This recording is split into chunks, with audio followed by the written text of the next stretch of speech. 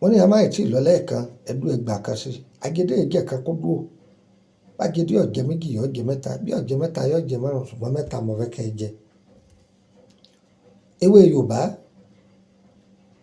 ewé Ọlọ́run ni òun jó yé wa pé ọgbọ́n tí àwọn Yorùbá ń dá láti fi gbára wọn kalẹ̀ lọ́wọ́ àrùn ara àbí lọ́wọ́ èdè ayé. Ohun tí mo fẹ́ kọ́pa wọn là ń pè ní àwọ́ká. Ṣé mo pẹ́ lómi ń bẹ nǹkan máa rìn káàkiri ara rẹ̀ ọ̀nà méjì ló kú sí tọfà ara ń bẹ tàrùn ara ń bẹ tí wọ́n máa wọ́ káàkiri wọ́n bá kó lẹ́sẹ̀ yọ wọ́ sẹ́yìn wọ́n bá kó lẹ́yìn yọ wọ́ wájú kò ní gẹ́ẹ̀tì ara rẹ̀ má dàrí ẹ̀ láàmú bọ́ bí. Lọ tọ́jú ẹ̀rùn àwọ̀ká kọ́pọ̀ ọ̀yà kò dà sí kòkò ewé ìpín tútù ewé ìpín tútù ọ̀yà kò lè lórí yọ pọ̀ dáadáa. Èso soursop èso ọ̀hún lòun wò ewé rẹ̀ kò lè kọ́pọ̀ ọ̀yà sèé máa mú wàláì máa mú ọfọlọ́mùbí ọ máa mú. Ẹni tí máa pariwo kan ṣàdédé máa rẹ̀ wọ́n láì nítumọ̀ ni. Ó ń bá ti rìn díẹ̀ wọ́n máa mí gúlegúle. O ò róorun sùn déédéé. O ní hypertension ẹ̀jẹ̀ ríru. Máa gba sára. Máa gba sára. Ọkàn rẹ̀ ó balẹ̀. O ò róorun sùn. Wọ́n tó bá lẹ́jẹ̀ ríru tó bá lò láàrin ọ̀sẹ̀ kan ọ̀sẹ̀ tó tẹ̀lé lọ yẹ̀jẹ̀ rẹ̀ wò wọ́n sọ fún ọ pé o ti balance ni. Bẹ́ẹ̀ ni agbára Ọlọ́run là ń ròyìn fún ọ. Bàbá mi kọ́ ló lè wé o ìyá mi kọ́ ló lè gbó o. Agbára Ọlọ́run ló ní property Ọlọ́run ni. Ọlọ́run ló fún wa. Ó ní àmì ìṣàgbéjì ara iṣẹ́ tí rèké wá ṣe láyé òun kọ́ ni pineapple wá ṣe. Lórí tàbí kan wọ́n sì jọ ń wo àárẹ̀ ara sàn ni. Kódà iṣẹ́ wọn jọ papọ̀ ńgbà mí lórí tààbò mi iṣẹ́ wọn yìí papọ̀. Bí àwọn èèyàn wa torí wọn ò pé sí nìyẹn orí èbó sì pé wọ́n mọ wọ́n ń ṣe.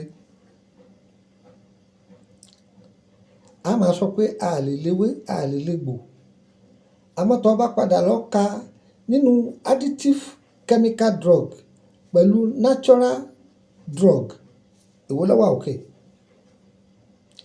Ṣé additive chemical ta combine chemical jọ sóhun ló wà òkè àbí kó já ewé Ọlọ́run kó wá egbò Ọlọ́run ọ̀pọ̀fọ̀ tó sì ṣe tó ń gba sára. Ẹ lọ wo àwọn Korea ẹ lọ àwọn Ṣínúà àwọn China ẹ lọ ilẹ̀ Lárúbáwá ẹ lọ káàkiri rí tí wọ́n pé wọ́n mọ wọ́n ń ṣe. Sórí àwa Áfíríkà yìí nìkan só tí ẹ̀ rí tó worst jù Nàìjíríà wa yìí ni ìgbéraga ò jẹ́ agbádùn. Àwa ò gbọ́dọ̀ ọkàn kú fọ́tayọ̀ ni ẹ̀rín ẹ̀ pa mí. Ogun oríṣiríṣi ló wà. Ká sábà ń tẹ́ ká máa pẹ̀gẹ́ sí kinní kan àwọn oògùn kan nù. Oògùn ni lọ́dọ̀ ẹni tó ní. Àwọn oògùn kan sì ń bẹ kó jẹ́ pé ìgbára ẹni kalẹ̀ lọ́wọ́ àwọn ẹ̀mí òkùnkùn àwọn ìyẹn dá. Àbí ìtọ́jú àrùn ara àwọn ìyẹn dá. Nínú àwọn oògùn òun náà ni àwọn òrùka wà òrùka. Àbí kó gbé ìwo kàǹkà lọ́wọ́. Nínú oògùn náà lọ́wọ́ ìyẹn kọ́ là ń bọ̀ sọ. Ìyẹn kọ́ là ń bọ̀ sọ. Ihun tí ó jẹ́ kó gùn lẹ́mìí tí ẹ bá lówó tí ẹ bá lálàáfíà ara yóò kú dànù ni o. Yóò kú mọ̀nà káì. Bẹ́ẹ̀ ni Ọlọ́run kó dúró tì wá o. Àfikún tó yá wa pa wá o. Àrùn àìmọ̀dí Ọlọ́run máa fi ṣe wá. Boy gba nọ́mbà yìí ò mọ̀ ọ́dọ̀ +2348032983298 +2348032983298 gba kásì +2348133155111 +2348133155111.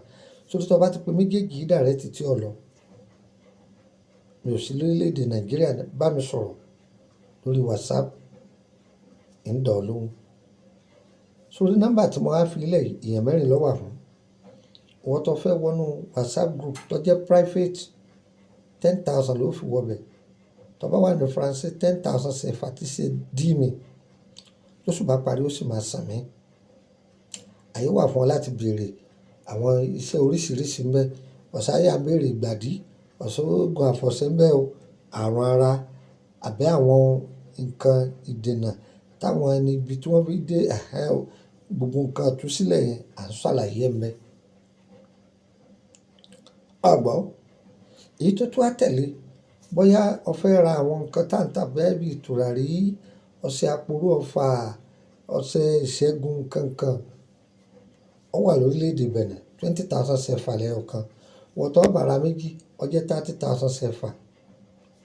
Òdiwọ̀ ní Nàìjíríà price Benin Republic kò papọ̀ mọ́ ti Nàìjíríà o, kò gbọ́ kò mú ọ́dọ̀. Ó wá rí ìwọ tó jẹ́ pé o tún fẹ́ kó jẹ́ pé o fẹ́ béèrè nípa ìrìn àjò rẹ. Ọlọ́run lọ́ba tó mọ̀ ẹ̀dá kan mọ̀, ṣùgbọ́n ní òye tọ́lọ́run fi hàn wá ìwọ gan ó dúpẹ́. Ẹlẹ́lẹ́ẹ̀kẹrin òun ni ìwọ tó jẹ́ pé àwọn iṣẹ́ tó ti ń bá pàdé látijọ́ yìí ó wọ̀n ṣùgbọ́n ò lè ṣe é. O fẹ́ ká bẹ́ẹ̀ ṣe tó bá ti sanwó abẹ́ ṣe. O fẹ́ fi DHL gbé ni ó sanwó, o fẹ́ fi mọ́tò gbé ni ó sanwó. Mo rò pé mo ṣàlàyé yé wa láti Ìkòròdú garage wọ mọ́tò tí ń lọ Báyìíkù kò ní Emily bus stop, Emily street number 50 lẹ́gbẹ̀ẹ́ ilé lọ́yà ọ̀dọ̀ mi nìyẹn ní Nàìjíríà.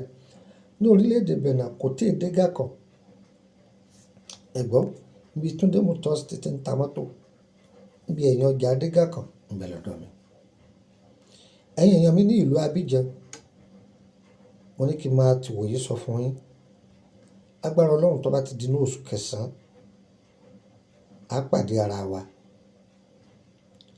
Oṣù kẹsàn-án yẹn wọ́n máa fẹ́ wọnú oṣù kẹwàá.